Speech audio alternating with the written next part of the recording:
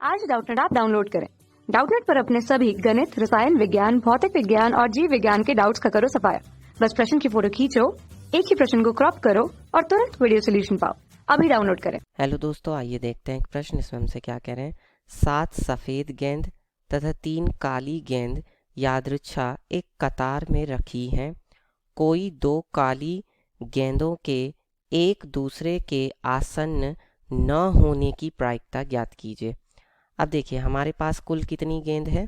हमारे पास कुल गेंद हैं 7 तो सफ़ेद गेंद हैं और प्लस 3 काली गेंद हैं, यानी कि 10 गेंद हैं कुल।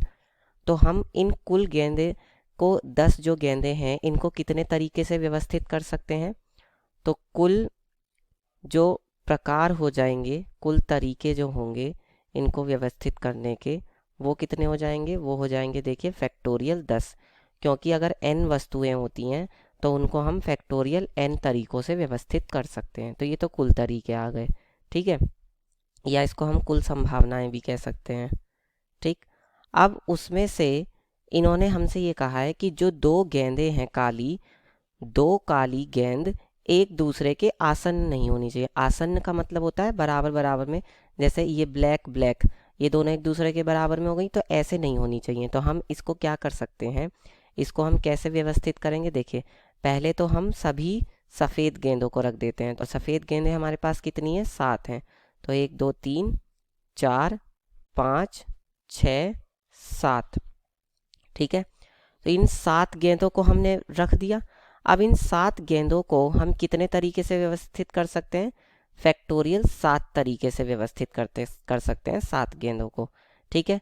और उन्होंने हमसे कहा है कि कोई भी काली गेंद इनके दोनों बराबर में नहीं होनी चाहिए। इसका मतलब हम इनके बराबर में काली गेंदों को रख सकते हैं, जहाँ जहाँ पे मैं ये डैश लगा रहा हूँ, ठीक है। ये कितनी जगह हो गई हमारे पास, 1 2 3 4 5 6 7 और एक 8, यानी कि 8 तो मेरे पास क्या है, स्थान है। मतलब 8 मेरे पास जगह है। और मेरे पास वस्तुएं कितनी हैं, 3 वस्तुएं, क्योंकि गेंद 3 काली गेंद कितनी है, सिर्फ 3 है। तो 8 स्थानों पर मुझे कितनी वस्तुओं को रखना है, 3 वस्तुओं को रखना है। तो कितने तरीके हो जाएंगे, 8 स्थानों पर 3 काली गेंदों को रखने के तरीके, 3 काली गेंदों को रखने के तरीके बताइए कितने हो जाएंगे। ये हो जाएगा आपका, एक तरह से इसमें हमें चुनना पड़ेगा 8 में से कोई 3 स्थान। तो जब भी चुनने की बात आती है तब वहाँ पे क्या लगता है, संचय लगता है, यानी कि 8C3 हो जाएगा। अब देखिए, अब इसके बाद हम प्रायिकता लिखेंगे। तो प्रायिकता किस बात की होती है, प्रायिकता का क्या सूत्र होता है। प्रायिकता का सूत्र होता है अनुकूल संभावनाएं, अनुकूल संभावनाएं, ठीक है। और बटे में क्या होता है, बटे में होता है कुल संभावनाएं, ठीक है, कुल संभावनाएं। तो यहाँ पर अब कितना हो जाएगा, देखिए, अनुकूल संभावनाएं कितनी है हमारी, अनुकूल संभावनाएं हैं 8C3, क्योंकि 3 काली गेंदों को जो रखने के तरीके हैं वो यही तो होंगे।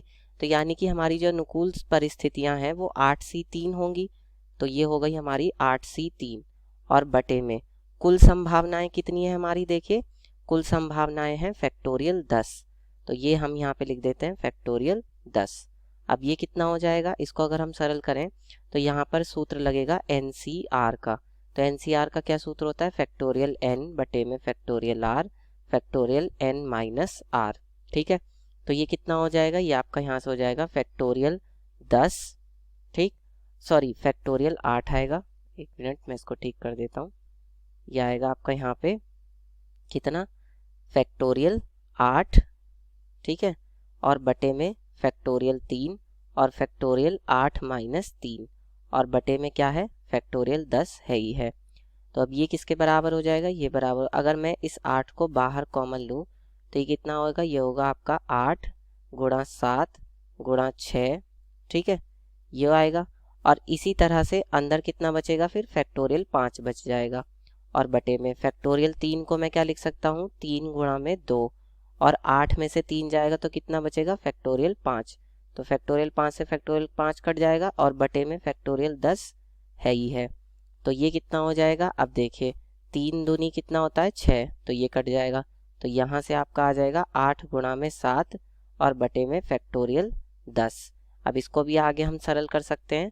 तो ये कितना हो जाएगा, देखिए ये आपका यहाँ से हो जाएगा अगर 8 गुणा में 7 और बटे में कितना आएगा फैक्टोरियल 10 को अगर मैं खोलूँ तो ये आएगा 10 गुणा में 9, ठीक है, गुणा में कितना आएगा फैक्टोरियल 8, ठीक है।